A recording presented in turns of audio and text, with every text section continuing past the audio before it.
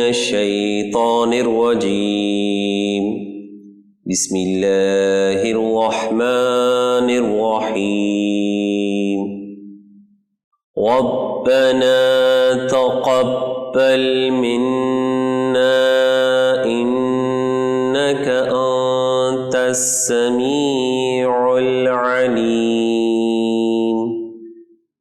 سورہ 2 سورۃ البقرہ آیت 127۔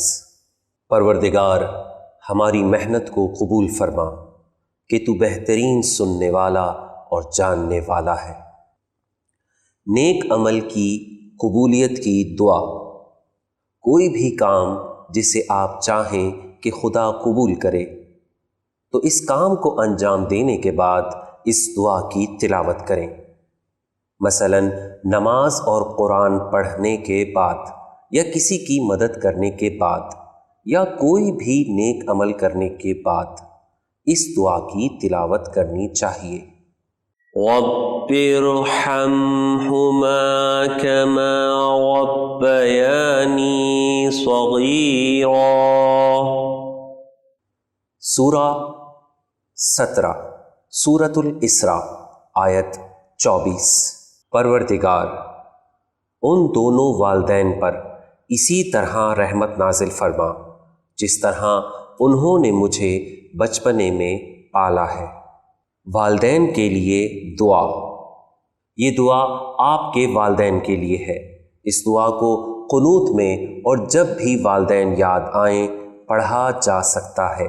ربنا آتنا فی الدنیا حسنة وفی الآخرة حسنة وقنا عذاب النار۔ سورہ 2 سورۃ البقرہ آیت 201۔ پروردگار ہمیں دنیا میں بھی نیکی عطا فرما اور آخرت میں بھی، اور ہم کو عذاب جہنم سے محفوظ فرما۔ دنیا میں خیر اور عذاب جہنم سے محفوظ رہنے کی دعا۔ اللہ تعالیٰ سے دنیا اور آخرت میں اچھائی اور خیر مانگنے کے لیے اس دعا کی تلاوت کریں۔ اس دعا کو قنوت میں یا پھر کسی بھی وقت پڑھا جا سکتا ہے۔ رب زدنی علما۔ سورہ 20 سورہ طٰہٰ آیت 114۔ پروردگار میرے علم میں اضافہ فرما۔ علم میں اضافے کی دعا۔ اس دعا کو اسکول جانے سے پہلے، کتاب پڑھنے سے پہلے، ہوم ورک کرنے سے پہلے پڑھا جا سکتا ہے۔ اس دعا کو قنوت میں بھی پڑھا جا سکتا ہے۔ رب انزلنی منزلا مبارکا وانت خیر المنزلین۔ سورہ 23 سورۃ المؤمنون آیت 29۔ پروردگار ہم کو بہترین منزل پر اتارنا کہ تو بہترین اتارنے والا ہے۔ سفر کی دعا۔ اس دعا کو سفر پر جانے سے پہلے پڑھیں۔ مثلاً اسکول جانے سے پہلے، مسجد جانے سے پہلے، پارک جاتے ہوئے، گھر آتے ہوئے یہ دعا پڑھیں۔ رمضان المبارک میں ہر واجب نماز کے بعد پڑھنے کی دعا۔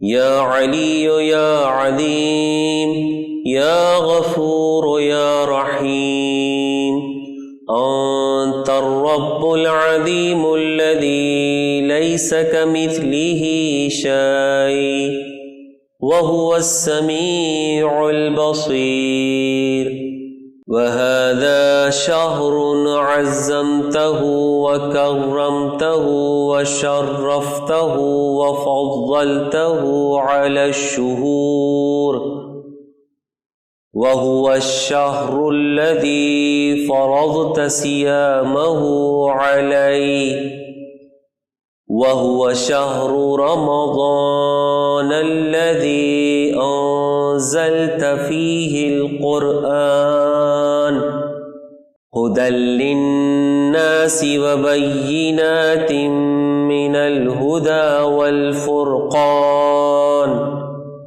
وجعلت فيه ليلة القدر وجعلتها خيرا من 1000 شهر فيا ذا المن ولا يمن عليك من علي بفكاك رقبتي من النار في من تمن عليه وأدخلني الجنة برحمتك يا أرحم الراحمين۔